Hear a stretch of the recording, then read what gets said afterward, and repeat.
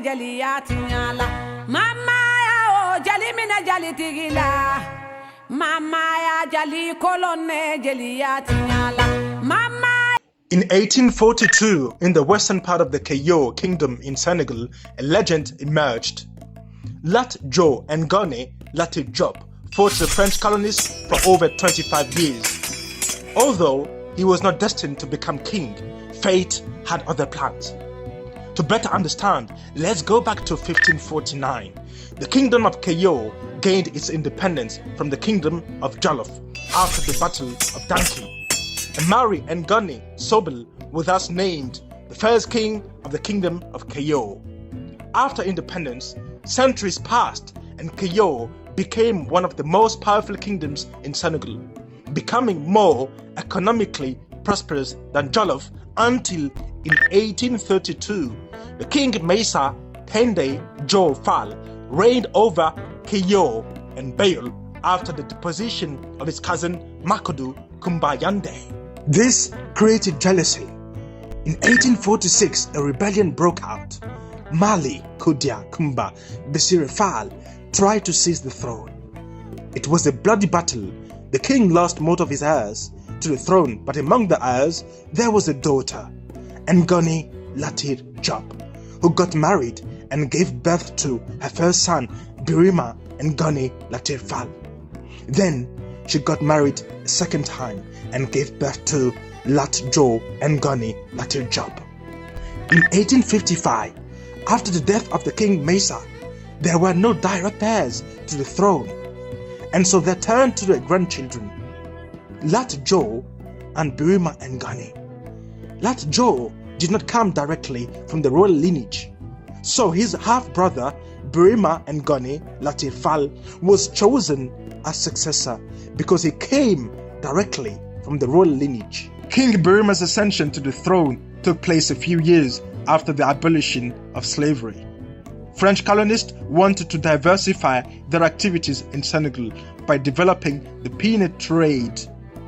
They therefore wanted to install a telegraph line to facilitate trade between Cayor, where the former Dakar was located, and St. Louis, which was the capital of Senegal at the time.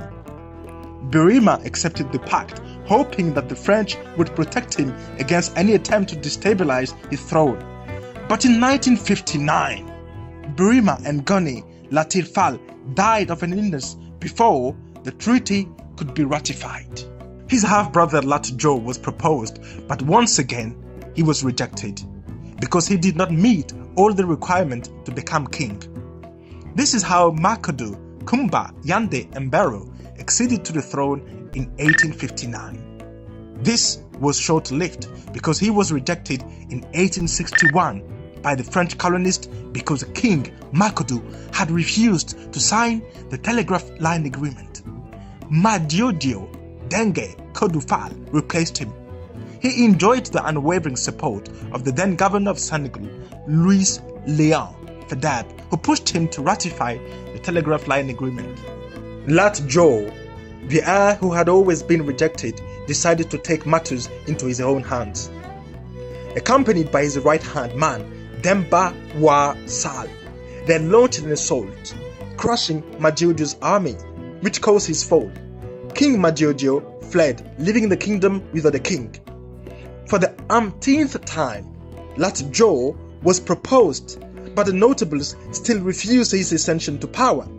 But after a long standoff in 1862, Lat Dior and Latir Job was designated King of the Cayor because he had proven his legitimacy. In 1863, the French colonial army and the former king Madiodio formed a coalition against the king Lat Dior.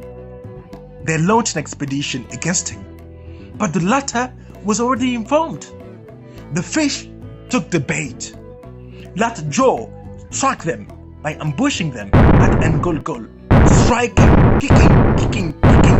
It was a humiliation for the former king Madiodio, and it was also a humiliation for the colonial army. But that was a great victory for Lat Dior, who entered history since that day. For several years, Lat Dior continued to wage war against the French colonists until 1879. When the war laid down its burdens, the French colonists proposed to Lat Dior the creation of a railway between St. Louis and Dakar, which was part of the Kingdom of Cayor. The French colonists wanted to develop the peanut trade and extract oil from it.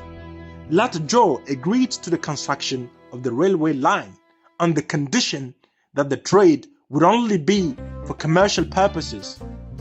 A year later, in 1880, rumors began to circulate in the city about the construction of the railway. This construction was not only for commercial purposes, but also for military ones. Lat Dior's famous phrase resurfaced: "Foreigners shall not build." Lat Dior opposed the construction of the railway and fought the French. The war resumed its burdens and caused many losses on both sides. But Lat Dior's army was the most affected. The king felt the end was approaching but preferred to continue the battle. And thus there was a last dance at Dekele. The Battle of Dekele took place on October 27 in 1886, around 11 a.m. Several exchanges of gunfire echoed. Heads of families leaving their children orphaned by the hot blood that flowed. It was in this atmosphere that Lat Dior and Gunny Lat Dior took his last breath. There is a second theory that says that the shot could not hit Lat Dior from the front, and it was his wife who divulged this secret to the French in exchange for a large amount of gold. Apparently, Lat Dior wore a talisman that protected him against shots fired head-on. The secret was to shoot him in the back.